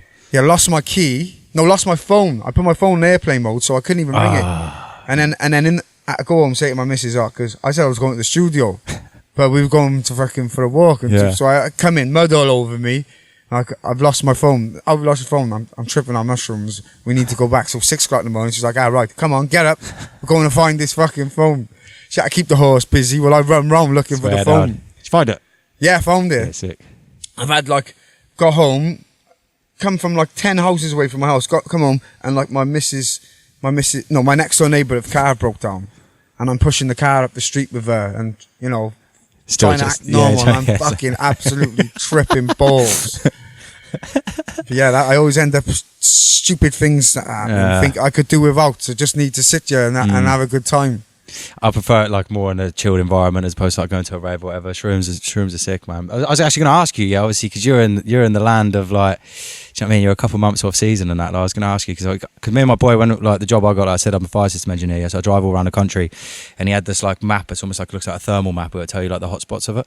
And we travelled all over the country. We'd hit. I think the only time we sort of hit Wales is what's that town just north Wales, sort of where Liverpool is, and then there was also a lot of places up York Way. Where we the amount of times we were running through fields and do you know what I mean, trying to find stuff while we're working away and that. But I was going to say, I want to get the lowdown off you boys. You must know the spots around there, and it's got to be. Apparently, it's just there's certain hills you go to. It's just you couldn't even pick them all if you wanted to. Yeah, I've only ever done picking twice, and first time we hit the jackpot, and the second time was just we had a few Yeah, but it's getting up. You've got to be out first thing in the morning. Yeah. In that first frost, when it's due in, the first frost kills them or starts you. I can't remember, but it was out fucking cows in the field and sick. Thinking I'm gonna get run over by a cow. I've only ever been successful with a pick once, and that was literally not even a mile away from my house. My boys took me to this these guys. He's got a house. He's got a horse paddock here, and he was like, "Yeah, they grow there." I'm like, "We're going on this geezer's land." And I was kind of one mate I was doing it with was sort of taking a bit too far, going where the horses is. The geezer ends up coming out his house and going mad. But I remember I was looking down, and I was we're just looking, just scouting. I'm like, oh shit! And I was look, and I was right, I found one. And I looked up, I'm like, oh, there's another one there. And then you're that's how it is. And then you're and then that feeling, you're just fucking hell, they're everywhere. Yeah. Sick. Just pick. Well, that was fucking sick. That was. But yeah, the geezers let it overgrow and that because just, do you know what I mean? Word spreads and you just got bare junkies and that trying to just walking through his land and that. You make money as well. People do make a killing. Yeah, there's the thing. As they say, because it's legal until you pick it, boom, class A, isn't it? So it's quite savage, really. It's quite savage, but yeah, definitely. I'm gonna fit in another trip. Come up these ways. As I say, I'm active, bro, and it's sort of this podcast. It's not like this is your podcast done, sweet. We'll touch base every few months, annually at least. You know what I mean? Sort of catch up. I'm going to come up soon anyway. Link up with all the other Welsh boys. Yeah, come down next time we come, man. We'll put time in time to come to a show and. Fuck yeah. That's the other thing. Yeah, I'm playing live now, bro. If you want me to fucking support or come do it, I'm there, G. I'm there, bro. I've got an hour set drum bass. It's a vibe. Yeah, man. I'll come through, G. I'll come through. That's the thing. I need to start. Because that's the other thing. Because so what? If you don't mind me asking, how's it sort of, you got an agent or is what's the sort of I've had a couple of agents. Any advice to me is I've only just started 4 or 5 months ago, what's the sort of, what do you know what I mean? Just networking, innit, really? Yeah, just get some stuff on, just get some reels up, I would say, that's how I will, I get more, the more stuff I put out, the more likely someone's going to message me about booking. I've had agents, but most of the work have always come through just my inbox anyway. Swear down. Yeah, okay. So... Yeah, it's just also hit people up, innit? Don't let your pride get in the way of saying, listen, I'd love to come and do something. Do you know what I mean? That's literally that is what I've been doing. It's literally where I'm at now. I've got, because I thought that was quite a crucial thing. So my boy, who I'm now actually going to employ to do my social media side of things, I fucking hate it and I'm shit. I want him to post every day. But with the contents there, bro, obviously with this, you clip this for days. And I got him to film every set I've done. I think I've done 6. Got them to film the whole hour, had these cameras, get good content out of it. So it's the content's there. It's just, it's now just working out the strategy of posting it all and that sort of stuff.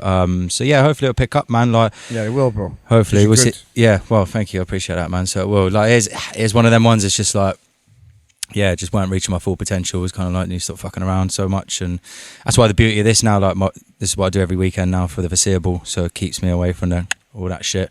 Yeah. Just work and then just keep it maybe once a month, have a little shindig and that. Just, yeah, man. Just be a bit tame about it. But yeah, hopefully it'll start picking up. I just want to get on festivals, innit? Because I want to go to Australia as well, man. I really want, because that's another thing. Because your boy's an example, innit? Like, I want to sort of live the life he lives, bro. He's like, he lives out in Australia, doesn't he? Yeah. That's what I want to do, live there and then just like come on do for all the that festival stuff. season. Come on for the festival season, bro. Like, that's the dream, bro. That is the dream, bro. Like, and then just like hit a few places in like Thailand, shit in between. So, I mean, as soon as you're making coin off your laptop, you can be a nomad, can't you? So that's the dream, isn't it? Like, buy one of these out there in Australia, because so much talent in Australia as well. Like, you know what I mean? You definitely do hundreds of podcasts there. So many sick people. Like, scenes alive and that. Like, did you ever sort of follow the sort of grime scene that was popping off there? Wasn't it? Only so. There's a few MCs I know. Chilling Nerve, yeah. Wombat, is it? Wombat, yeah. Because they made proper Shelly grime, didn't they? There's like a duo, didn't they? Yeah, that popped off. Chilling kills him, man. You see, I literally see today, bro. Nerve, because he's come over here recently. I think he's doing a tune with Songa and DWE.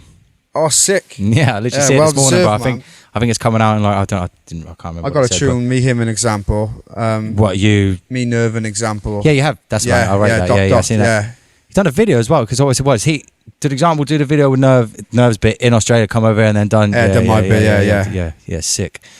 Yeah, that's sick, man. Because you performed that live with him, didn't you? I think I remember seeing that. Yeah, where was that? Where was that? That was his tour, was it? Or was that? Yeah, no, we did it. He was playing in Cardiff Castle. We've done it there. We've done it in Newcastle for a festival. We've done it a few places. Yeah, sick. Yeah, man, I was really enjoyed going out and doing that tune with him, especially in Cardiff Castle. How'd you meet him?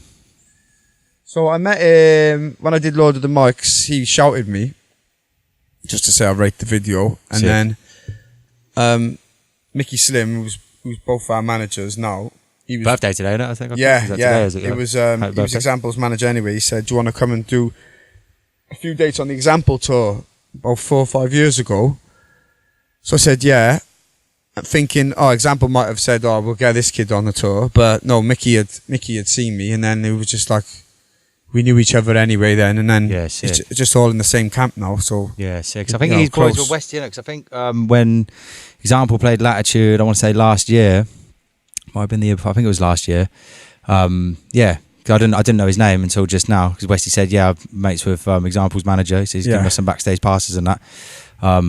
And then, but when I got there, Westy had come and give me one of the other boys' passes. But by the time I got in, like, they had all left, so I didn't like sort of meet them and that. Mickey's a legend. Got a hold of the rider and that, like, whatever was back there. Yeah, I've done it this year, man. I went Latitude, me and my boy. We just had like these guest bands, and they didn't give a fuck with wristbands at Latitude this year. Like, they were real slack with it, And it's like, so we've gone around to this bit where it's like there's meant to be a guest bar or whatever. We've gone through, and it's like, because I've been backstage before, at the main stage. I was like, Bill, if we just walk up here, like, we can get backstage and that. Let's go see if we can like get the rider and that. There's obviously like big fridge and that.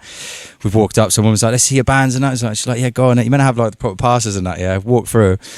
We've gone through. I was like, yeah, Bill, we're in. All right, fuck it. I've gone into this tent. Yeah, sat down and that. Well, I was like, let's find the fucking fridge, man. Gone in. There's a few people, so we sort of just lingered. Gone and grabbed a bottle of water just to sort of keep us stush. Then I've grabbed a beer. And then I was like, yeah, fuck it, let's just take a few, man. Hands full of Coronas, dipped, And we're sitting on this couch, and I was like, right, a rag and bone man come walking out. And I was like, Bill, like, and we're at this point, because we're quite waved, Sat there, and I was like, fuck it, like, I'm going to go talk to him. You coming? And it's just like gone out, chatting shit with rag and bone man, got a picture and that, And then it was like, right, fuck, how far can we take us? So I was like, let's get on the stage, G, So we've gone through and that, We're like trying to, walking through the tour buses and that, like making our way there, And then that's when someone's come up like, oi, like, what are you two doing? Like, where's your passes and that? And they were sound as well, man. Big up that security guard, because he was just like, he's like, boys, like, how'd you get back here? And it's just like, well, we just walked. I was like, sorry, I didn't know. I was just walking up that track. I didn't, like, you know what I mean? Yeah. And I was like, who let you in? I was like, no one. We just walked in here and that. And then he was just like, look, because they were glass bottles. He's like, I can't let you take them in there, but you can chill here for a minute and drink them. And I was like, yeah, sound, bro. Yeah, fair play. And ended up just chatting to just get the sound, man. It was a good vibe this year, like. It was a good vibe, man. But yeah, that's funny, bro. That's funny. I probably shouldn't have told that story. Actually, probably never booked me now, innit? Yeah, literally. But yeah, man, sick. I haven't actually. I've got a grime beat here. Yeah. Which I want to have a play with. It's greasy. Have a little freestyle. Yeah, man. So I fell in love with making grime beats again, and I've always I'm more attracted to, remember, the sort of like the greasy sort of grime, like K1, like J2S, them sort of like with a bit of, so sort of trying to bring that back a little bit.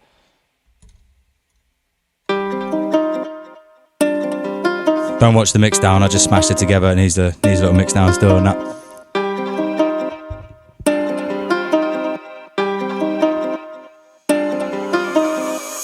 Gander, midnight veranda, pop like panda, or taxi banda. I call it weed, my mum calls it ganja. I'll be in the artist camp in a camper, £1.50 on my grape Fanta. Don't talk shit if you can't take banter. I will never be a Facebook ranter. I buy your mum's Christmas hamper. I'm Ed Stark and old Johnny and Sansa. Might buy a Rotty from Lanza. Lokes, I'm a chancer. I never been a good romancer, even worse dancer. I quit my job, wanna be a freelancer. Couldn't get Tim, so I bought some Wrangler. I bum weed with beat, we went Rambler. Smoking gelato till I can't answer. Look, I saw the light and it made me squint. Eating a chocolate, trying to get a mint. Ain't got a flame cause I've broken a flint. 15p, what you know about skint? And I ain't taking a hint. Playing Eastwood, I don't mean Clint. Hey, hey, hey, look. Too many stories, not enough proof. You got a house but it ain't got a roof. I'm a king, put a crown in the booth. I'm a juke when it comes to the sound of the truth. Get a reload and the crowd sound is a oof. Get a hoof when you try, be loud, you're a goof. Old man, but I'm down with the youth. I tune, better go pay £1 for the youth. Like give man a wheel up, give man a stream, give man a laser, give man a beam, give man a cone and a roach with a lean and my coke cause I gotta go home for a dream. Lokes not Sergeant Pokes but the host got folks, that's why I know most of the scene. Pull it in a cane roll, pull it in a lean, that's why I had Skepta fucking with the team. Call me Bruce Bog, try everything clean. Still end up in a chokey. I never left yard with a pokey. Dance floor raver since Okie Kokie. Been a smoker since I seen Smokey. Now I'm saying R.I.P. to my homie. Don't call me dopey, you're dopey. Too many.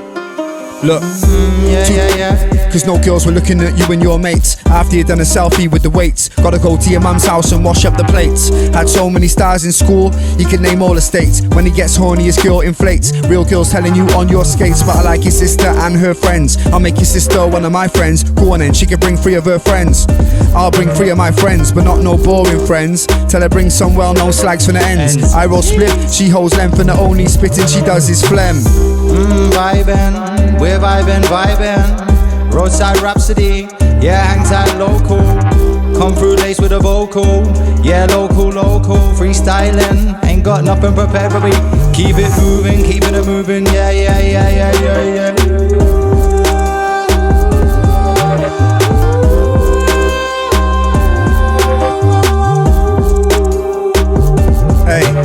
It's 4 AM and I'm blagging cabs. Been out all night smashing bags. Got £10 and a pack of fags. How you feeling? Cracking thanks. 4 AM and I'm heading yard. Just racked up on Kevin's card. Mobile phone been belling hard and my girl told me it's getting bad. It's getting fucked. Later Spock, I'll be getting up. Tell them there's no point stressing up. I need one more them, let's bell him up. I'm swelling up, it's a Mazza. Your boy told me he's top shagger. Tonight I think I'm the dog's bollocks. Next day I'm just para. Last night I'm para. What did I say last night? I'm para. I'm paranoid. Done too much last night, I'm para. What did I say last night? I'm para. I'm paranoid. Paranoid.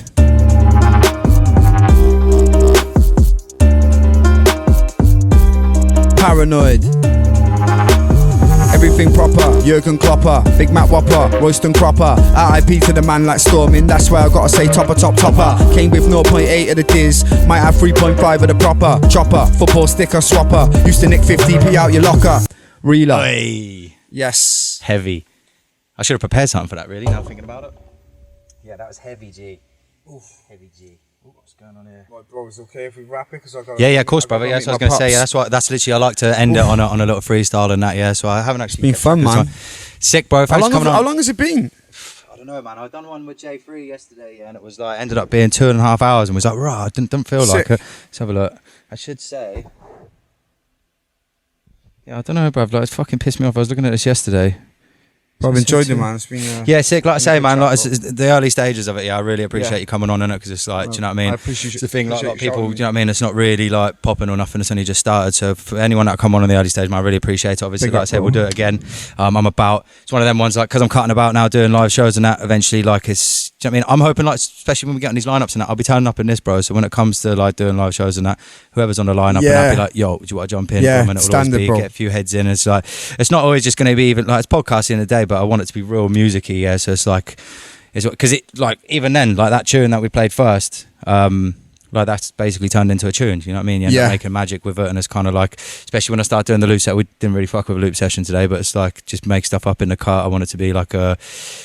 a production based thing. It's like essentially a studio jam, like essentially like it will be a lot of that Sick. as well. So good idea, it'll be fun. But yeah, big up. That's another episode of the Roadside Rhapsody podcast. 1 second. Let me just close that. Yeah, just to let you know, everyone, this is all out now on Spotify, everywhere you can, Apple, Amazon, anywhere you can get a podcast, we're on there. Obviously, the video's on YouTube. Was going to get the video format on Spotify, but we're just fucking with YouTube for now, innit? So, yeah, check it out, subscribe, all that sort of stuff. Big up, big love to Local. Do you want to plug anything? Is it literally just the Instagram, it's Locs, ITSLOCS. Everything's in the comment section. Everything's in the comment section anyway, but... big up, love. 2 a.m. in, yelling, blinding, effing. Just got drinks and blemming. Ain't got smelling, yo, who's selling? That's your boy, yeah, big man belling. Hey, CrossBreed, we hit their man on a 543. I've had about 1 key, now Windows telling me his life story.